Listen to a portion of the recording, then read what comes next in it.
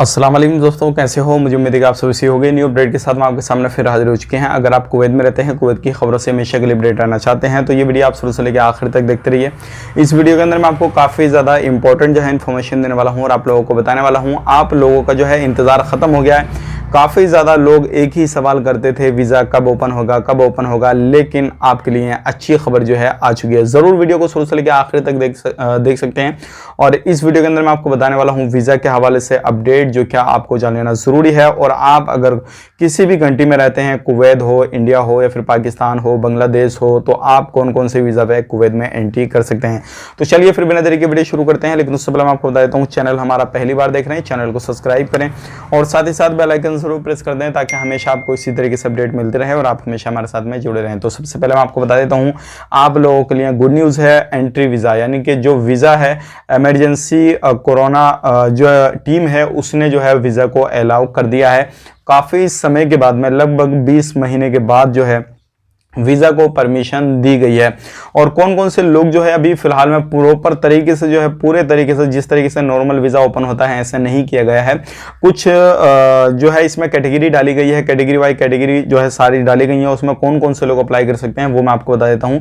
और अभी फिलहाल में कौन कौन से वीज़ा पे आप लोग अप्लाई कर सकते हैं। तो सबसे पहली जो चीज़ है, अगर आप फूड कंपनी में अप्लाई करना चाहते हैं कर सकते हैं, बेकरी में अप्लाई करना चाहते हैं तो कर सकते हैं, एग्रीकल्चर में कर सकते हैं आप, और मछली पालन में आप जो भी मछली मछुआरे पकड़ते हैं उसमें अप्लाई आप कर सकते हैं। और आप अगर किसी भी तरीके से भेड़ बकरी जो है चराना चाहते हैं तो उसमें अप्लाई कर सकते हैं। और अगर आप किसी घर में आना चाहते हैं तो उसमें भी अप्लाई कर सकते हैं। या फिर आप किसी भी तरीके से जो भी ये फूड कंपनियां होती हैं, प्रोडक्शन कंपनियां, इनमें भी आप अप्लाई कर सकते हैं।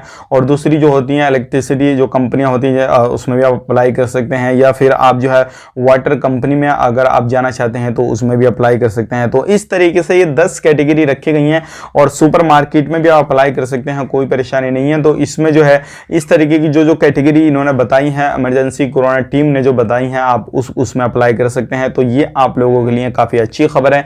अगर आप अप्लाई करना चाहते हैं तो अप्लाई कर सकते हैं। देखिए, अब ध्यान रखिएगा, एंट्री करने के लिए जो प्रोसेस रहेगा वो सेम प्रोसेस सबके लिए रहेगा। जो लोग छुट्टियां हैं उनके लिए भी, जो लोग नए वीज़ा पे जाना चाहते हैं उनके लिए भी। सबसे पहली चीज़ जो है सोलोनी की एप्लीकेशन वगैरह वो आपको डाउनलोड करना रहेगा और उसमें अपना जो भी है ग्रीन वगैरह सारा कुछ जो है आपके अंदर जो है एप्लीकेशन के अंदर शो होना चाहिए। वैक्सीनेशन यानी कि दोनों वैक्सीन आपको कंप्लीट होनी चाहिए। अगर आपने कोविशील्ड वैक्सीन ले रखी है तो आप एंट्री कर सकते हैं।